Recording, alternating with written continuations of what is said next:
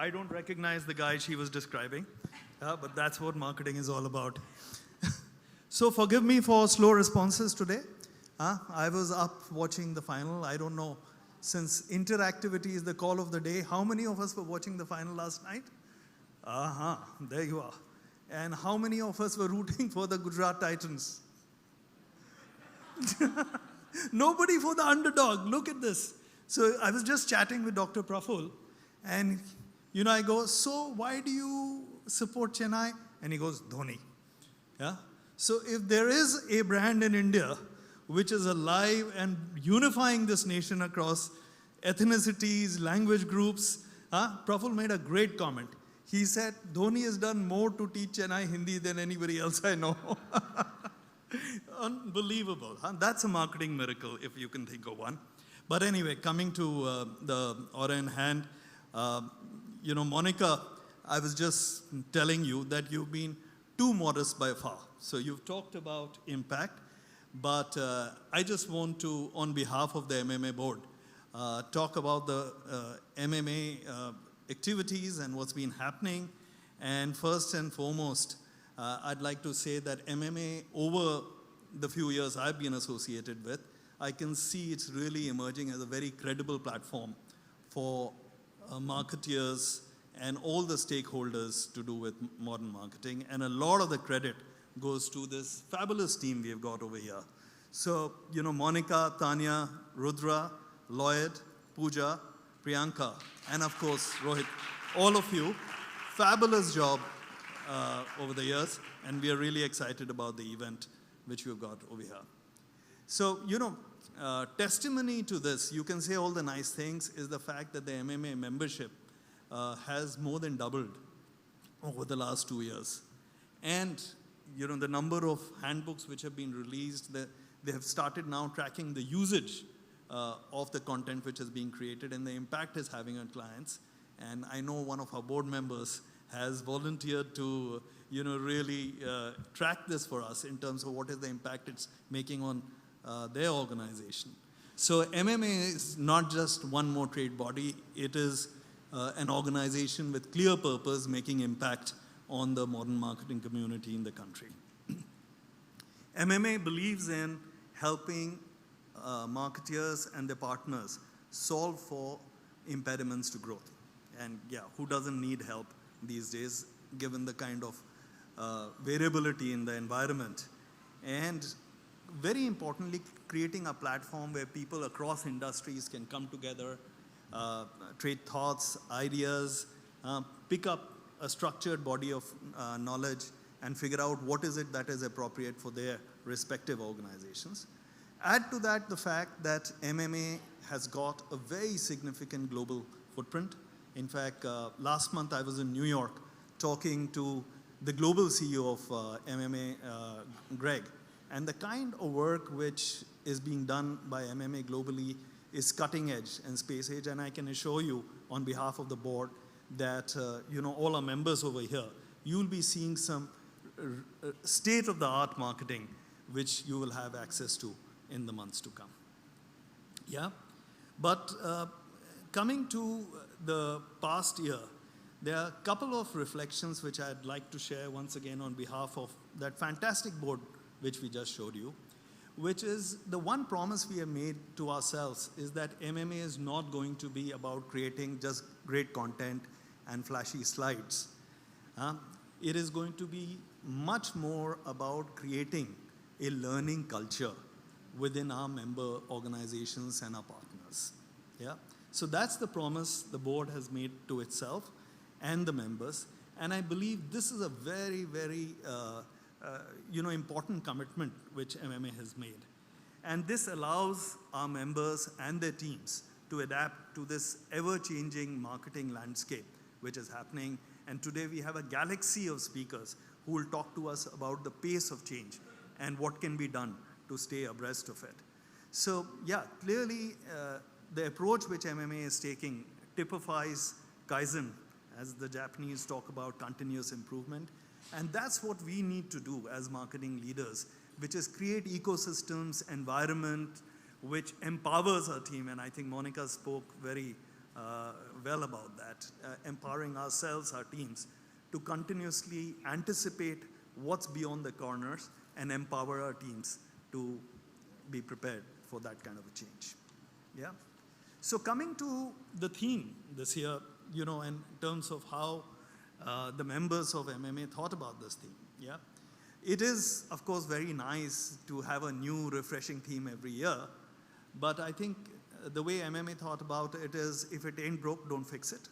We had a theme of WMO, Winning Marketing Organizations, last year. And given the fact that it was getting a lot of traction among our constituents and our partners, we decided that it is very critical now for winning marketing organizations to evolve with the pace of change which is being driven by, for example, 5G and artificial intelligence.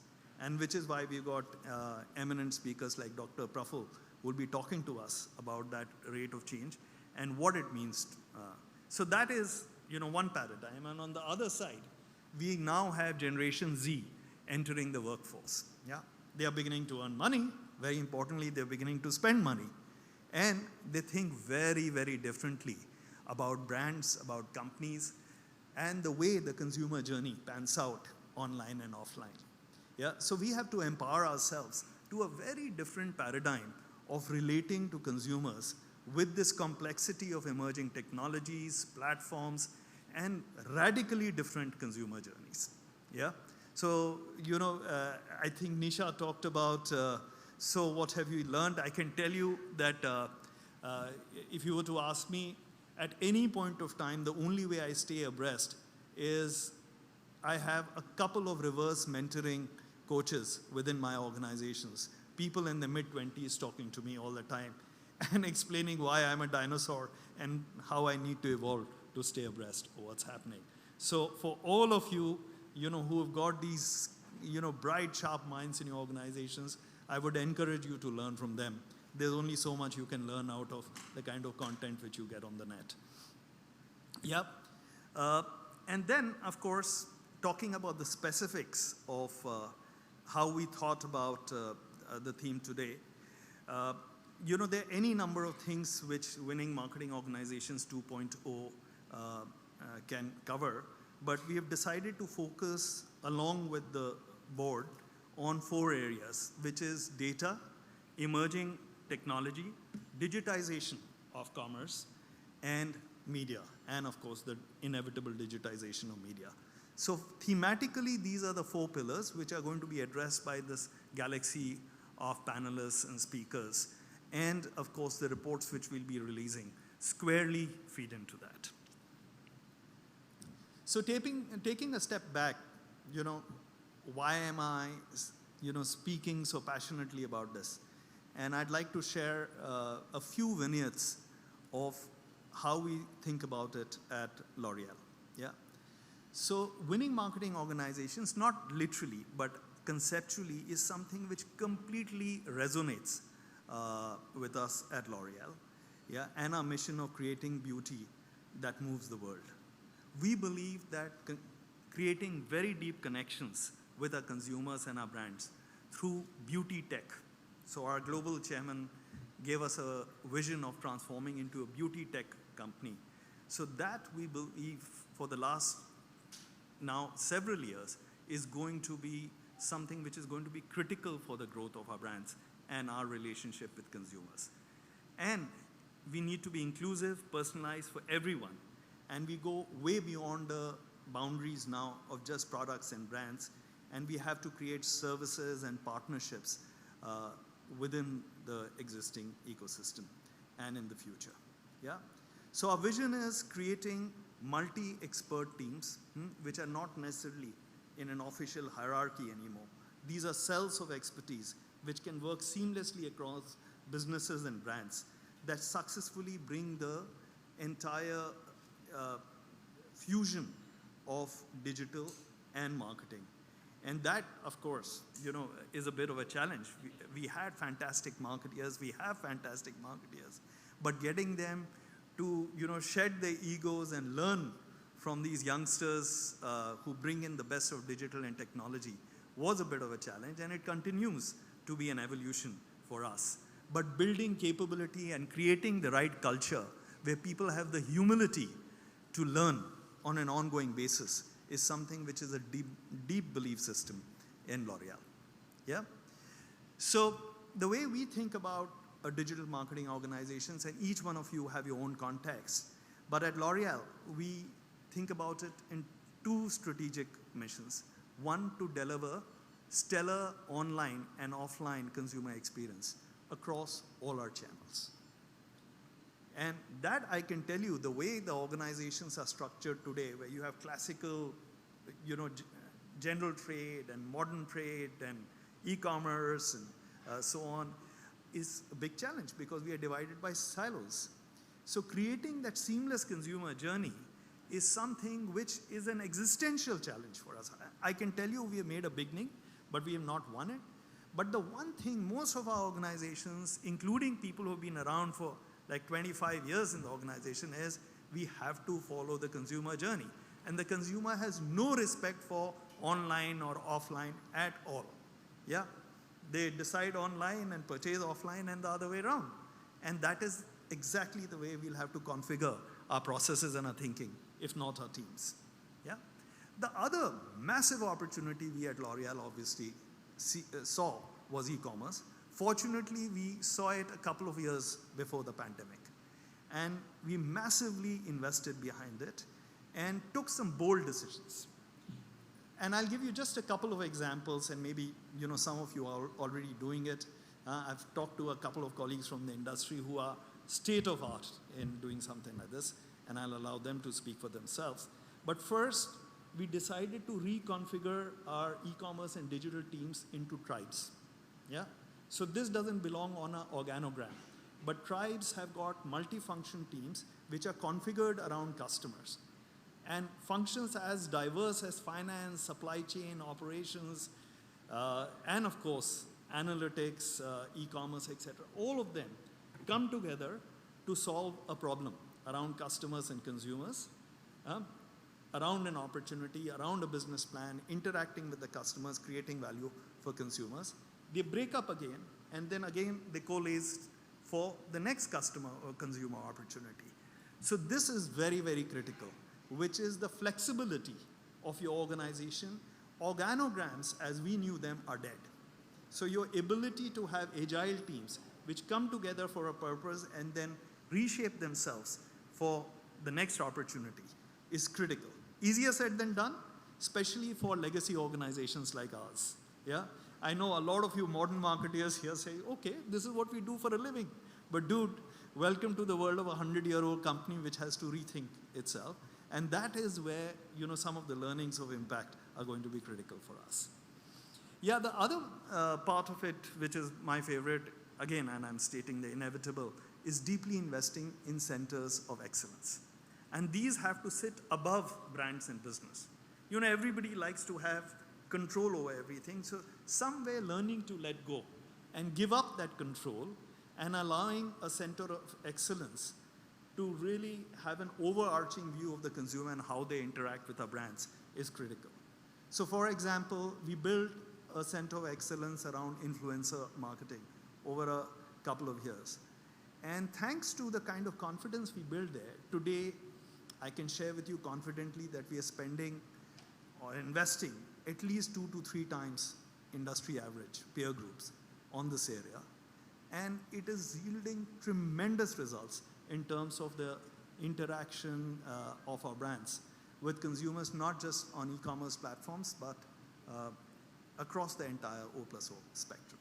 So now we actually have influencers, believe it or not, who can impact our business in general trade. But that's another story. It was a great learning process, but one has to learn to let go and allow the experts to do their job and trust the insights on doing that. Yeah? And finally, of course, creating an integrated consumer experience team. That, to my mind, is critical. It's not just business metrics which have to drive our functions, but our marketing function has got a unique set of metrics which are all around consumer experience. And of course, there are all kinds of debates as to what is relevant, what is not.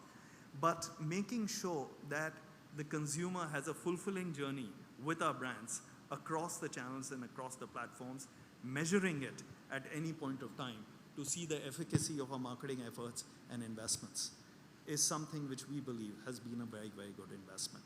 But once again, early days, we haven't won this, but all I can tell you is be unafraid to reorganize, rethink, relearn at any point of time. We are a part of one big experiment right now. And of course, underlying this is the criticality of having a very strong, empowered data analytics backbone, which is not just driving your marketing, but what we realized once we started organizing our data, and there was a lot of good stuff which came out of MMA a few years back when we released the initial data reports, is the fact that it impacts all facets of your business. So the real wins on data, apart from the brands, actually came through revenue growth management. They came through supply chain, forecasting. Imagine e-commerce forecasting, which jumps almost 25% in 2 years in terms of accuracy. So those are the collateral benefits which you have when you create these centers of excellence. So, well, the idea was not to really plug any expertise, but just to share a few of our experiences. And apart from the organization aspect, there are a few principles which we at L'Oreal espouse and hold dear to ourselves in terms of, as we think through building winning marketing organizations, there are some things which have to be embedded at the core, and everything else can be variable. So first, again, stating the inevitable, and yeah, there might be a few yawns, purpose. Purpose is the critical currency, especially in the emerging consumers, yeah?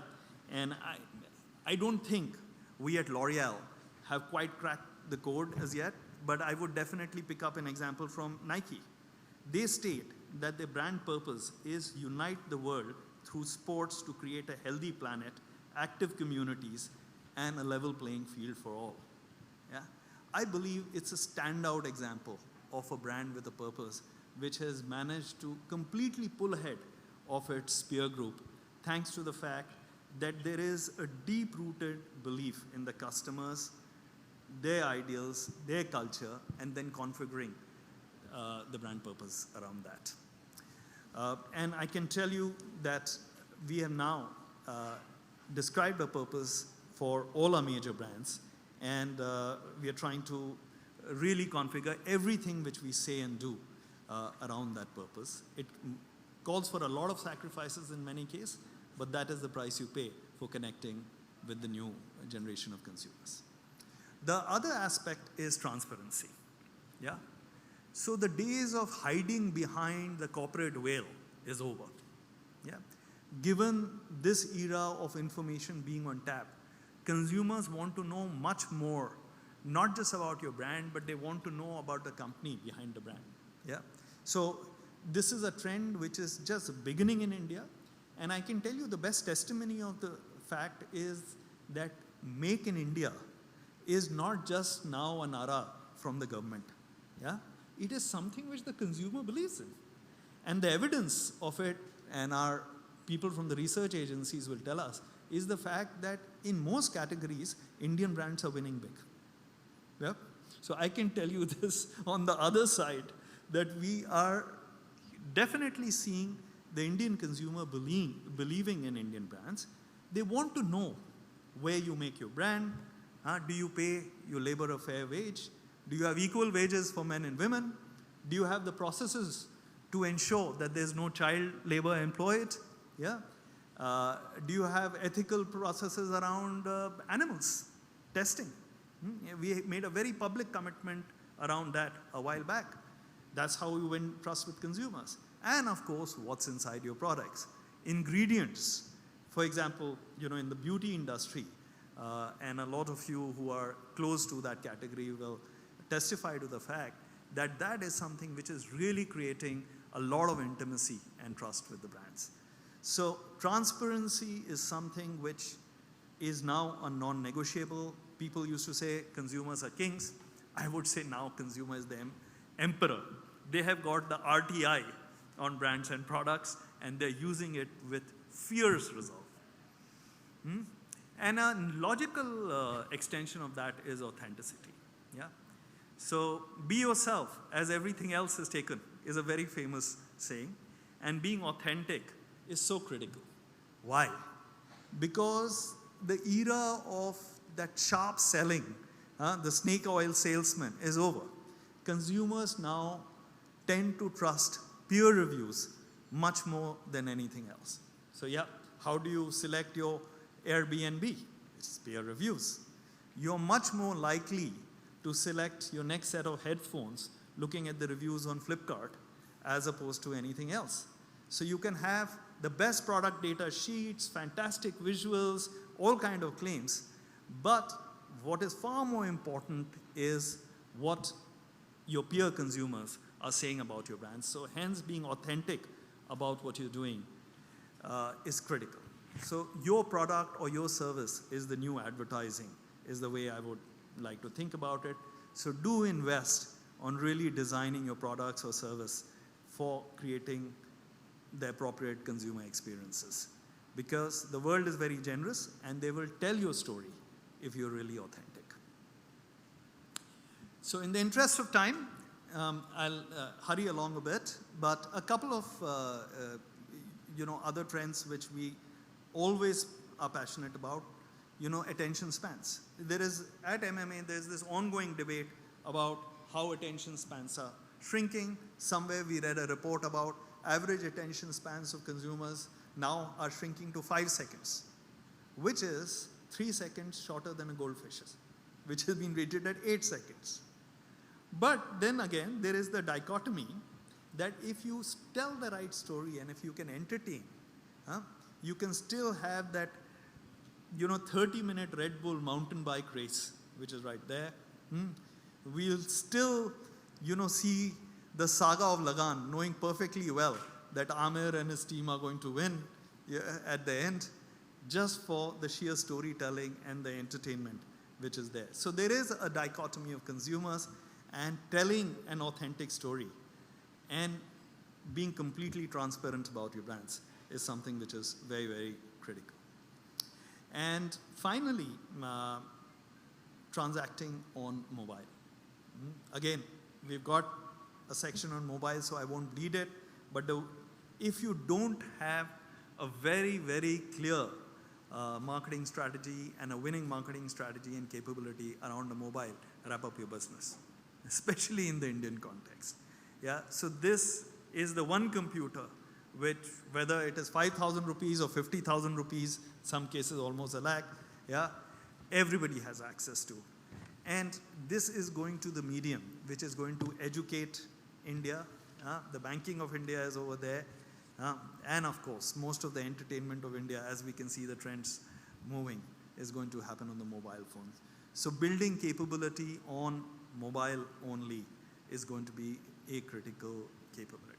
There are, some other trends which we espouse a lot as we configure our teams. Some of the big trends we are seeing, and I'm not going to drain it now in the interest of time, but we believe that pull media will slowly and steadily be disrupted by push media. You are going to see the messages which you are interested in, and we can already see it in the evolving global platforms from Meta and Google, and that is going to be a bigger and bigger trend to come. And of course, concluding, trust will remain the strongest currency. People are saying that they don't trust politicians, journalists, yeah, but at the same time, they will get into the car with a perfect stranger on Uber, or they will rent their homes on Airbnb to a perfect stranger, yeah. Trust used to flow upwards, but now it flows sideways to our peers and our neighbors. So building and retaining that trust through the transparency and authenticity is going to be very, very critical as you think about creating your winning marketing organizations. So yeah, to conclude, once again, on the behalf of MMA, a very, very warm welcome. Thank you for taking time out to be here with us. We have a very, very interesting lineup of best-in-class sessions coming your way. It's a phygital format. The bulk of our audience is online as we speak, yeah, about building winning marketing organizations. So I will now open this forum formally to some outstanding speakers who are coming in, who have graciously accepted our invitation to share their expertise and create a platform of exchanging, collaborating, innovating. And I'm sure we are going to have a very, very interesting and a value-added day ahead. So all the best to all of you, and thank you for being here.